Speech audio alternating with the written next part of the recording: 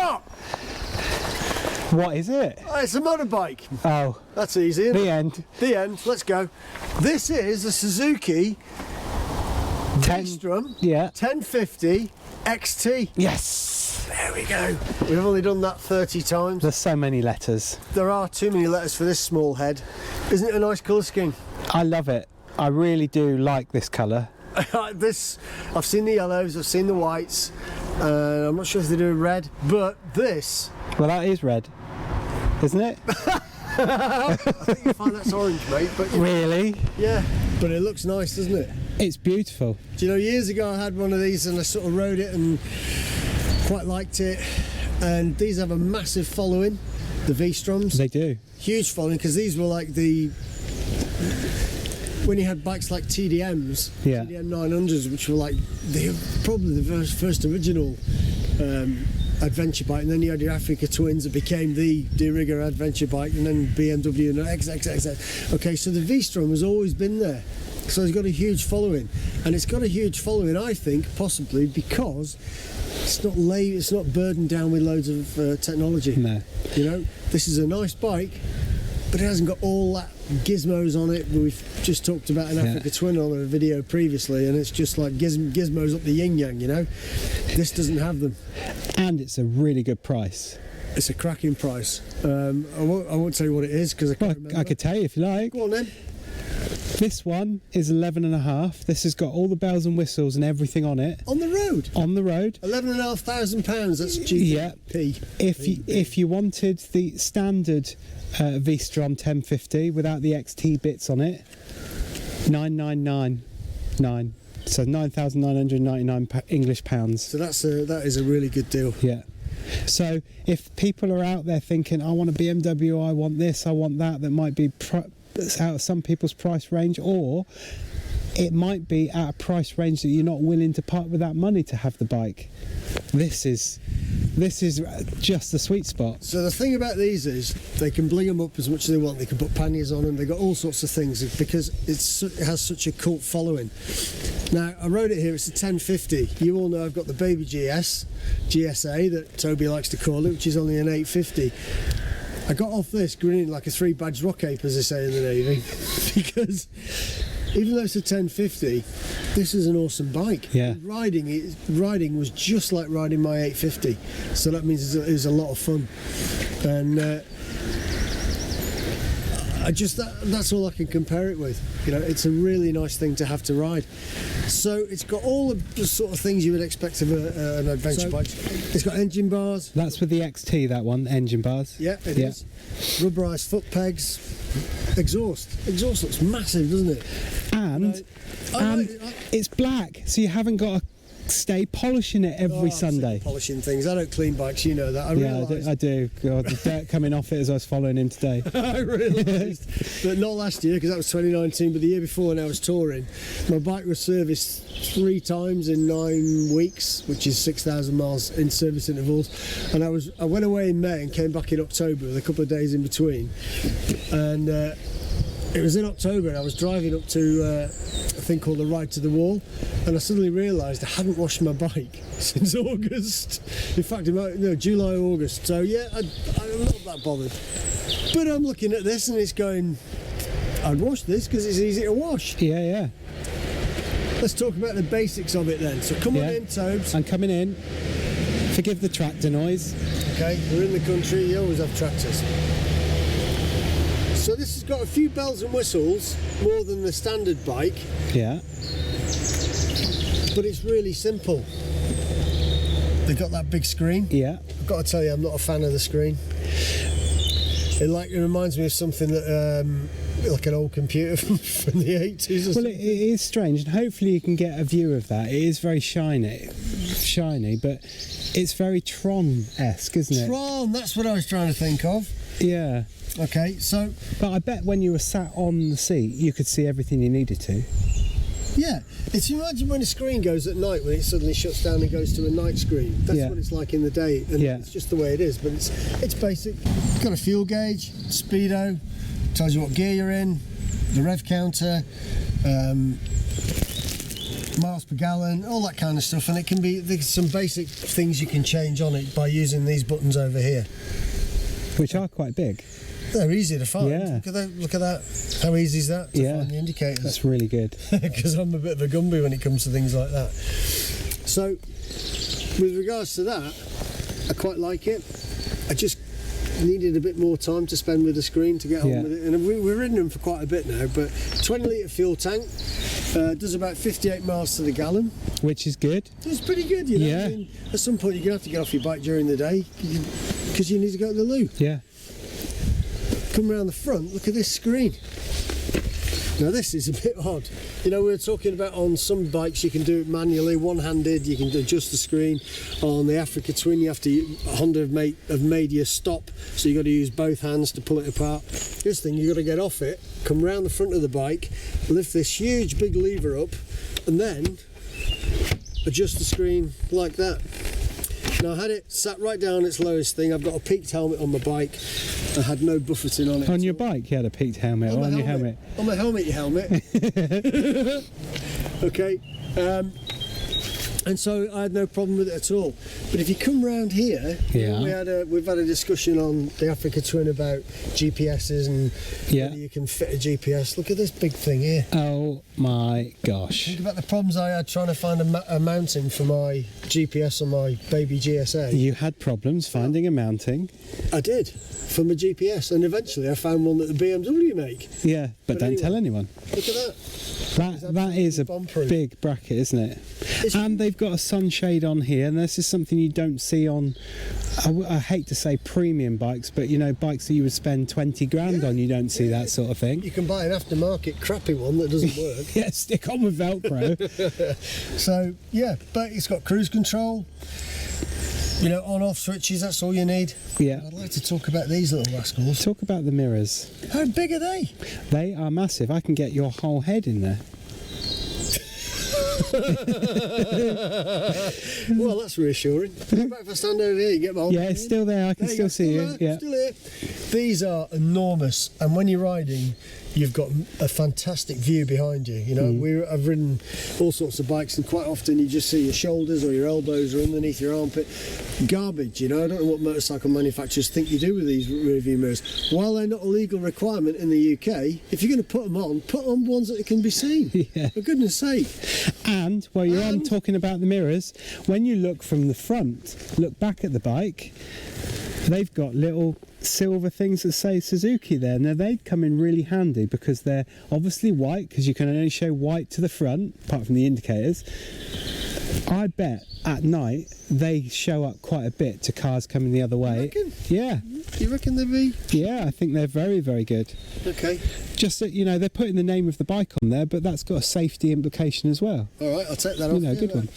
You know, I don't know. The headlight, all LED. And I like that. I like the way that those headlights are. And you've obviously got the running lights as well. Yep. So, people, you know, we've got all these lots of different type shaped headlights, and people go, oh, you know, I'm not bothered about them particularly, you know, I'd ride with them off. This is what helps people see you, you know. And different shaped lights send something in somebody's subconscious. I'm not sure, I've not seen that before. So if the lights are a little bit odd, a little bit different, that's brilliant, because it means you're going to be seen better. Yeah. But a nice big screen, you don't get any buffeting. That's what I was trying to say before when I had said about my peaked helmet. Yeah. It's really comfortable. Let's talk about this. Let's talk about this church seat we've got here. It's nice and narrow here, so you get both feet down. This is the highest seat level you can get. You can get a Suzuki made lower version of it, which apparently is lowers the bike quite a bit, or lowers the seat quite a bit. It's quite hard, right, the seat, I found when I was riding along, but because of the shape of it, you can adjust your position on it, and I found that I was riding quite close to the tank. You know, if you see what I mean, my leg position was up quite close, but if you're on a long journey, you need to stretch a bit, you could slide back down it. And look at this for a pillion. That's a pretty big seat for a pillion. That is big. Okay. Grab bars. top box will go on there, you'll be able to get suspension, and it obviously looks like it's got this active suspension, I think they call it, where they hook on things like the panniers. So it's a done deal, isn't it? You know what I mean? It is. And I don't know whether you're going to mention, but have you missed something, Oh, Mark? probably. So let's go to the front wheel. The front wheel, Yeah, right. Well, the front wheel. I haven't quite forgotten So, that. Okay, go for it. look at these. This is where the spokes are fitted on the rim, which means you can have tubeless tyres in there. Whereas if the spokes were fitted inside, you'd have to have tubed tyres. But what they've done here is they've taken it a little bit different. You can actually access all these spokes because of this little ridge here. Yeah, and you can clean the wheel a lot easier. Well, I think it'd make it harder, but you know, you can clean the outside definitely. But it's still not got a left hand or an angled air pipe to fill your tyres up, which annoys me. However, on the wheel there is an amazing plus point. Go on then. Now, how many times have you spent 17, 20 grand on a bike with all the bells and whistles, and then when you go out and ride in the rain or the dirt, there is loads of dirt all up the front of the bike because the fender extender is too short, and you've had to then go out and spend upwards of, I mean, I got mine for £11, but upwards to like £100–150 for a decent one. I've stopped doing fender extenders because they fall off on the road when I'm driving. Not on this one, because as standard, this fender extender would have finished there, but it's all on there already. But I think they've had to do that because look, there's the oil filter. But having said that, why doesn't every manufacturer do that? Oh, don't get me started on that. So there's no base, there's no bottom plate on this. You've got the engine bars there, and I think it does leave the oil filter a little bit exposed. Okay, but you know, I'm sure they'll do aftermarket ones, which is a bit sad you could better fit it originally in the first place. It's got the nice beak. Now these had beaks before beaks were even famous. They did, before other well-known motorcycle manufacturers put them on. So the V-Strom has always had a beak, and I think that's one of the selling points for some people. They quite like that. I'm going to get on it now. Okay. Because I have to, just to talk about the riding position. So, I found, I'll put it in gear so it doesn't roll away. Oh God. I'll put it in A gear. There you go. Right. There's one there somewhere. It's in there somewhere. There's a box full of them. Okay, so what I was trying to explain before was when I was riding, I found myself right up against the front of the tank here like that. Yeah. So if you imagine behind me, there's quite a gap. But on a tour, you know, you'd be able to slide further back than that. But it's a nice riding position. The elbows are slightly bent. You've got really good visibility. Amazing visibility out of these mirrors. So it's a nice, well thought out riding position. I don't think there's much more I can say about that really. Apart from, when you're moving the bike around, these foot pegs are enormous. And I kept catching the back of my leg on them. When we actually came into this place and we turned around in this area here, just moving it with my feet, I kept catching the inside of my calf with the foot peg. So maybe they don't need to be as big as they are, because if I put my foot on it, you can see it actually. Perhaps don't need to be as big as that. If you look at but is that one of those things that you get used to as you go along? Possibly. But I know it now, so it'll annoy me. Do you know the thing that I really like about this bike is that the colour scheme's right, the shape is right, the shape is modern, it's now. There's a few things that they perhaps could have updated, like the screen could have been updated in a more TFT style fashion rather than that sort of thing that they've got on there. But if you rode up with a group of people that were riding different bikes from any manufacturer, and it doesn't matter what they've spent, this fits in so well because it just looks really special. It does look really nice. I like it. I really do like it. It hasn't got any fantastic electronic suspension. It's got a knob round here to turn. So obviously there's a knob turning it, but, you know, to adjust the preload. But I've just put it on its centre stand. Now, we just reviewed a bike a while ago, a premium black Honda bike. £17,000 worth. Right, doesn't have a centre stand. Even BMWs have centre stands. Yeah. All right, and I think that's a bit of a sad thing. So this has got a centre stand on it. I will talk about this though, because if you look down here, this is apparently a mud flap. All right, or a rain protection from some sort. It's a flap. It's a flap of some sort.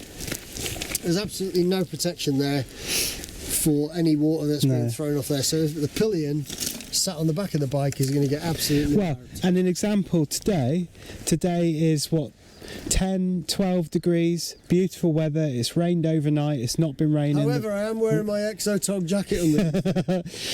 The weather, the roads have been relatively dry, and that's how much it's picked up, because this came out of the showroom for us to ride, didn't it? So yeah, you can see how grubby it is. Yeah. So, you know, you're now going to have to go away on their top of the range bike and buy some kind of a mud sling that goes underneath. But having said that, even though I don't think there's an excuse for manufacturers to leave really important stuff like that out, they do it across the board. Yeah.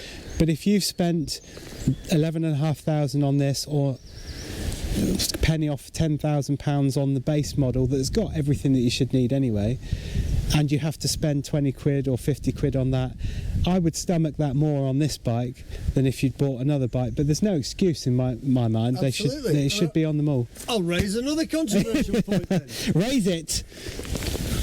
I do about 40,000 miles a year on a bike. Okay, I ride in all weathers, all weather conditions, fog, rain, whatever. Let's look at the rear view. The rear of the bikes, we have indicators. And You're going to show us where the fog light is, are you, There's no fog light. No. Okay, why can't you fit Let's see what they look like. a little fog light on the back of these that can be switched on when it's foggy? Yeah. You know? And thinking about it, there's no real excuse of not having one, because fog lights on cars are only on one side, predominantly, aren't they? So it would take nothing to fit a little light in there, something like that would be act as a rear fog light. To be fair, with LEDs now, like on the new BMWs like mine, which you'll see in a later video, that's not on, and it comes on when you brake, and the other ones are on all the time but get brighter, so you could have it getting bright. Yeah. There's a whole host of stuff. Yeah, and then we talk about horns, stupid horns. Have you pressed the horn on this one? I daren't. Do it. No animals will be frightened in this movie. That's not actually that bad. It's That's quite loud. However, you know, why don't you put a proper horn on it? Yeah. Yeah. So, do I like this bike?